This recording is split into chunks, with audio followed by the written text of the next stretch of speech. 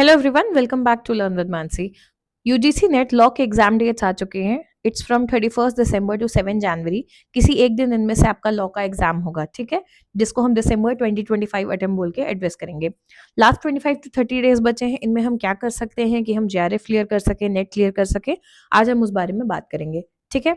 Telegram join कर लेना, सारी अपडेट्स आपको वहां मिल जाती हैं। चैट पे भी कनेक्ट करने को मिल जाता है एंड इंस्टाग्राम पे भी आप हमसे कनेक्ट कर सकते हो। एंड वीडियो अच्छा लगा हो तो do hype it, okay. It helps my channel grow a little. Okay, this is a little bit about me. बहुत लोग इस बारे में पूछते हैं, so I've added it here. Okay, and this is my channel related to history. तो अगर आप नेट हिस्ट्री की तैयारी कर रहे हैं या किसी भी सब्जेक्ट में जीएस रिलेटेड पढ़ाई कर रहे हैं जहां हिस्ट्री या कोई और जीएस का सब्जेक्ट लिंक हो, तो आप जरूर वहां पे हमें ज्वाइन कर सकते हो। आगे बढ़ते हैं। नेट की एक बेसिक अगर बात करें तो पेपर पैटर्न क्या है। पेपर 1 एंड पेपर 2 होते हैं जो कि कंबाइंड होता है। टोटल 3 घंटे का टाइम होता है। ये अलग अलग टाइम पे नहीं होते। आपको एक साथ 150 क्वेश्चंस मिलते हैं, जिसमें पहले 50 क्वेश्चन पेपर 1 के होते हैं और बाकी 100 क्वेश्चंस पेपर 2 के होते हैं, जो आपका सब्जेक्ट होता है, जो यहाँ पे लॉ होगा, ठीक है। हर क्वेश्चन 2 मार्क्स का होता है, तो टोटल 300 मार्क्स। 150 क्वेश्चन, 300 मार्क्स और 3 घंटे का time.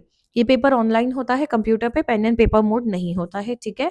And there is no negative marking here, यानी कि आपको पेपर पूरा अटेम्प्ट करना है, ठीक है। चलो, सिलेबस की बात करें तो ये पेपर 1 का सिलेबस है। मेन डिटेल में आप एक बार पॉज करके आराम से पढ़ सकते हो, और ये पीडीएफ ऑनलाइन भी अवेलेबल है। यूनिट 1 इज टीचिंग एप्टीट्यूड से जुड़ी हुई। Unit 2 research aptitude. Unit 3 comprehension. 4 communication. 5 mathematical reasoning and aptitude. 6 logical reasoning. 7 data interpretation, जिसे हम डीआई बोलते हैं। 8 ICT information and communication technology. 9 environment and higher education system. On an average देखो, हर unit से 5 क्वेश्चन आते हैं, और हर क्वेश्चन कितना होता है, 2 मार्क्स का होता है, ठीक है। तो 5 क्वेश्चन 10 यूनिट यानी 50 क्वेश्चन, कितने मार्क्स हो गए, 100 मार्क्स हो गए। I think this is clear, ठीक है। बट लेटली हमने ट्रेंड में क्या देखा है ना, कि ये पैटर्न एग्जैक्टली नहीं फॉलो होता। ऐसा नहीं है कि हर यूनिट से 5 क्वेश्चन आ रहे हैं और हर यूनिट 10 मार्क्स की है। ऑन एन एवरेज वेटेज हम ग्रेजुअली थोड़ा बहुत शिफ्ट होते हुए देख रहे हैं। बहुत डिटेल में हम अभी ट्रेंड पर नहीं जा रहे, बट अगर शॉर्ट में बात करें, कुछ टॉपिक्स हैं जिनसे हर हाल में 5 क्वेश्चन आते हैं, जैसे comprehension, sure short 5 question 10 marks, ठीक है।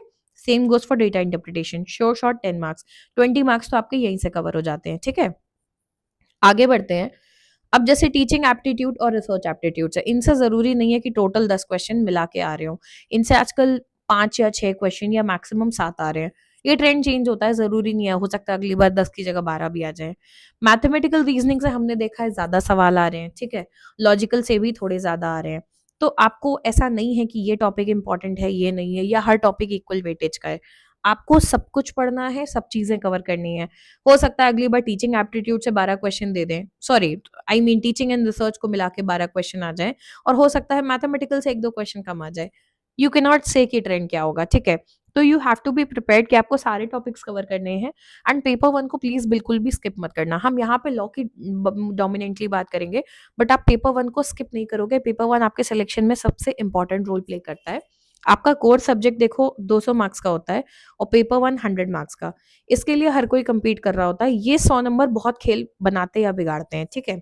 आपका सिलेक्शन कराने में या नेट को जेआरएफ को कन्वर्ट करने में बहुत रोल प्ले करते हैं। तो मेक श्योर कि आप इसको इग्नोर मत करो। अब इसमें से कुछ टॉपिक्स मेरे हिसाब से बहुत ईजी हैं, जो शोर शॉर्ट सही होने चाहिए, जैसे कॉम्प्रिहेंशन। ये 10 नंबर बहुत इजीली स्कोर होते हैं। डेटा इंटरप्रिटेशन पीवाईक्यूज करके जाओ, ये 10 नंबर बहुत इजी होते हैं। 20 नंबर तो आपके यहाँ पक्के हो जाते हैं। कम्युनिकेशन इजी टॉपिक है। पीवाईक्यूज करोगे, कुछ फिक्स टॉपिक्स हैं, उनसे रिलेटेड ज्यादा आता है, थोड़ा बहुत नया आता भी है, बट डोमिनेंटली आसान टॉपिक है। मैथमेटिकल रीजनिंग प्रैक्टिस बेस्ड है। नए तरह के क्वेश्चंस भी आ रहे हैं, तो आप पीवाईक्यूज करो, या 1-2 और सब्जेक्ट के अगर ट्यूटर्स की आप गाइडेंस लो, तो आई थिंक आप यहाँ पे भी अच्छा परफॉर्म कर सकते हो। लॉजिकल रीजनिंग की बात करें तो देखो, इंडियन लॉजिक आ गया, वेस्टर्न लॉजिक आ गया। इंडियन लॉजिक से 1 या 2 क्वेश्चन हमेशा आते हैं, ठीक है। प्रमाण से रिलेटेड, उनको ऑर्डर में लगाना, क्रोनोलॉजी करना, एक्सेट्रा। तो मुझे लगता है अगर उसको एक बार कोई अच्छे से पढ़ ले, तो आप 1 से 2 क्वेश्चन वो सिक्योर कर लेते हो। एंड वेस्टर्न लॉजिक में फैलेसीज हो गई, उससे एक क्वेश्चन जरूर आता है, एक्सेट्रा। वो डिटेल में आप पेपर 1 को लेके बात कर सकते हैं बाद में। तो ये टॉपिक भी इजिली हो सकता है। हायर एजुकेशन में अब कुछ जो लेटेस्ट एजुकेशन हैं, जो पुराने कमीशन थे कि कोटारी कमीशन, रामकृष्ण कमीशन, इन पे रेगुलर क्वेश्चंस आते हैं, नेप से रिलेटेड क्वेश्चंस। इनसे रिलेटेड टॉपिक्स आप हर हाल में प्रिपेयर करके जाओ, ठीक है। तो इस तरीके से मेरा मेन पॉइंट कहने का ये है कि पेपर 1 को स्किप नहीं करना है, सारा पढ़ के जाना है एंड आप टारगेट करो, ये मेरा पर्सनली कहना है, आप टारगेट करो कि आप कम से कम 40 नंबर यहाँ पे ले लो। बहुत ज़्यादा फ़र्क पड़ता है। देखो 25-30 तो मेरे हिसाब से यहाँ ऑन एन एवरेज आ ही सकते हैं। नेगेटिव मार्किंग तो नहीं है। अगर आप 40 टच कर रहे हैं तो आपका जेआरएफ होने में बहुत बड़ा रोल प्ले करता है, ठीक है? 40-45 तक टारगेट करोगे तो हो सकता है आप 38-40 तक लैंड करोगे। पेपर 1 में नया क्या है, मैथ में क्रोनोलॉजी टाइप के क्वेश्चंस हमने इस बार देखे। हो सकता है वो और टॉपिक्स में भी आएँ इस बार। मूवीज़ रिलेटेड क्वेश्चन बहुत आए, जो पुरानी दादा साहब फाल्के अवार्ड्स मिले या जो पुरानी एपिक मूवीज़ होती हैं कि साइलेंट मूवी पहली कौन-सी थी एक्सेट्रा, थोड़ा उनको ज़रूर देख के जाना। नए में जैसे इस बार नेशनल अवार्ड था, शाहरुख खान को ज़िंदगी में पहली बार मिला, रानी मुखर्जी को पहली बार मिला, 12th फेल को अवार्ड मिला, तो कुछ ऐसे भी करंट में जो मूवी से रिलेटेड हैं, देख के जाना, हो सकता है काम आ जाए। डीआई में टेबल ग्राफ कई 2-3 बार से देखने आ रहा है, तो प्रैक्टिस करके जाना।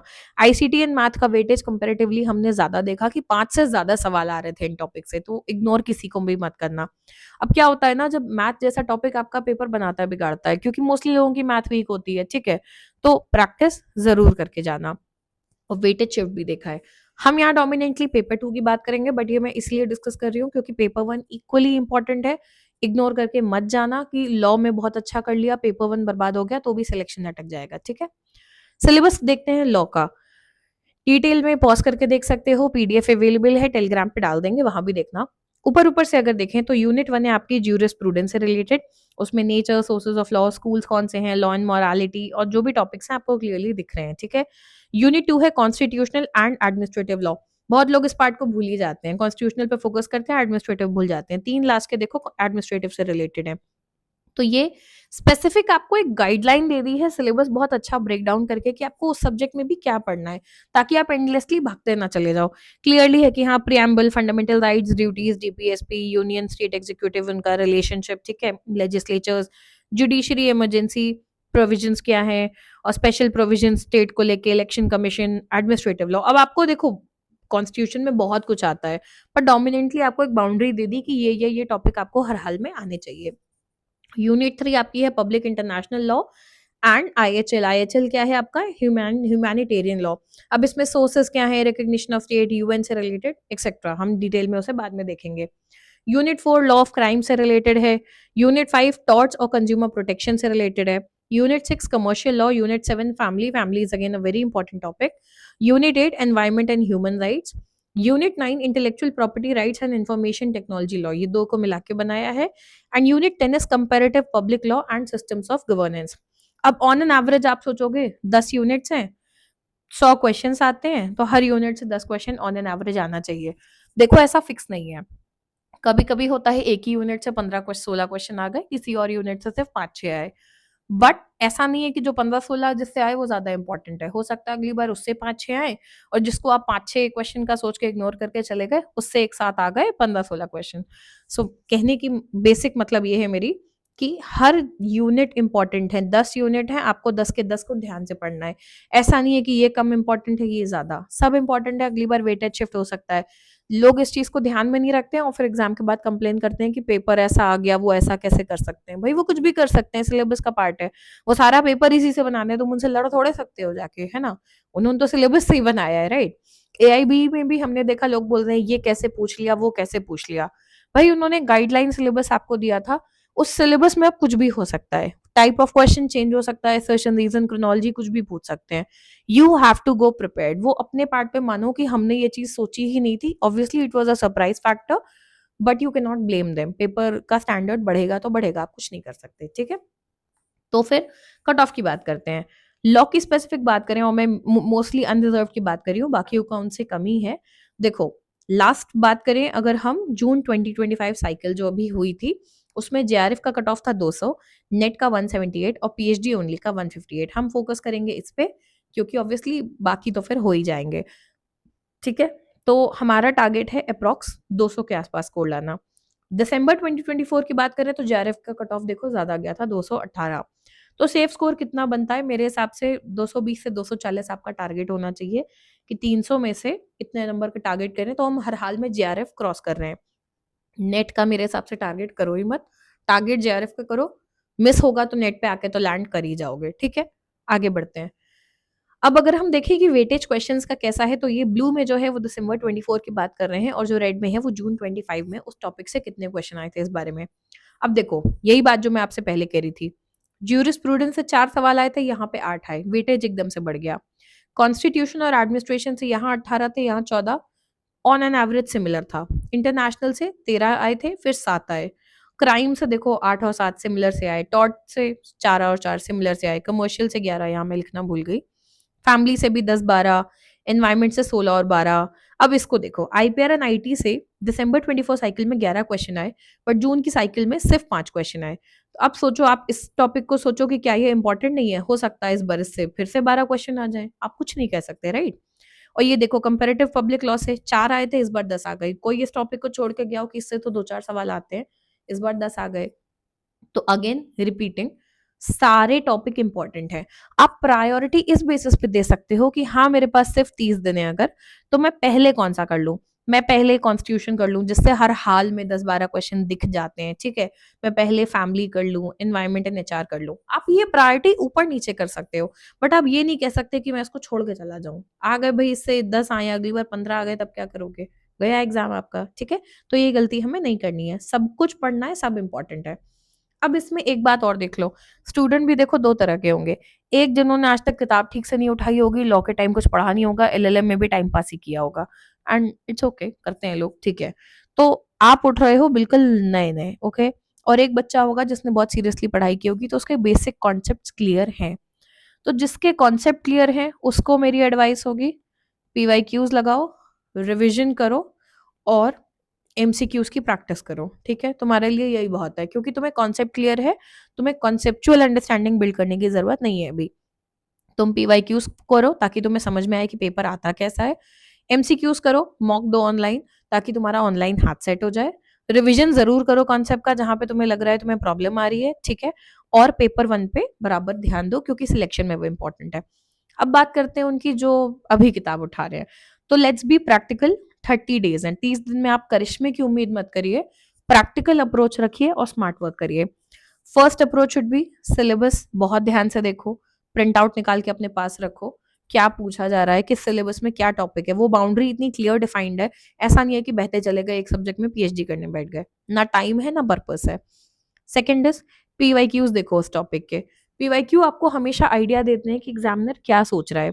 एक होता है कॉन्स्टिट्यूशनल लॉ की बात करना, बट उसके साथ साथ ये इंपॉर्टेंट होता है कि कॉन्स्टिट्यूशनल लॉ से एग्जामिनर हमसे जानना क्या चाहता है। जब वो असर्शन रीजन के फॉर्म में पूछता है, तो वो हमारी क्या रीजनिंग समझने की कोशिश कर रहा है, ठीक है।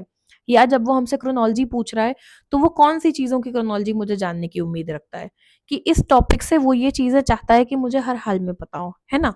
तो आपको पीवाईक्यू से समझ में आता है कि एग्जामिनर पेपर बनाने वाले के दिमाग में क्या चल रहा है, वो हमसे चाहता क्या है। तो first would be syllabus, second would be कि आप पीवाईक्यूज जरूर देखो, जो हम यहाँ पे साथ में करेंगे।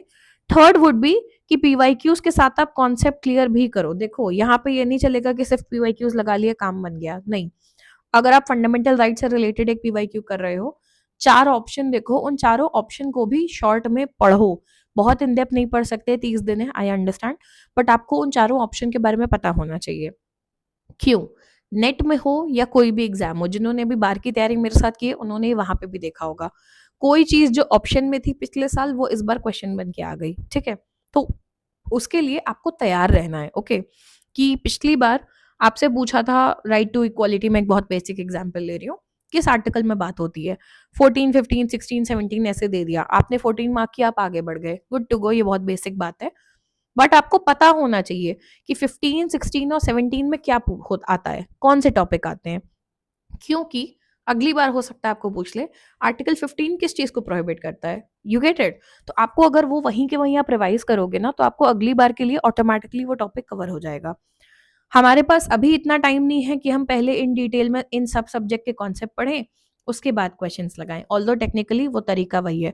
तो जो अगली बार दे रहा है एग्जाम जून 26, जिसके लिए हम अपना पेड बैच लेके आएंगे जनवरी से, उसमें तो हम ये काम करेंगे, पहले कॉन्सेप्ट क्लियर अच्छे से करेंगे। बट जो अभी एग्जाम दे रहा है, ऐसा नहीं है कि 1 महीने में हो नहीं सकता, हो सकता है, बहुत रगड़ के काम करना पड़ेगा। तो देखो, हम करेंगे क्वेश्चन से कॉन्सेप्ट के लिए अप्रोच, हम क्वेश्चन लगाएंगे और क्वेश्चन और उसके ऑप्शंस के थ्रू कॉन्सेप्ट को पढ़ते जाएंगे साथ में, ठीक है। तो वो नहीं करने वाले कि 8 घंटे की मैराथन, 12 घंटे की मैराथन, ना वो टाइम है ना तुम्हारे पास है ना मेरे पास, ठीक है, काम की बात करते हैं। ओके, तो हम वहां पे यही करेंगे।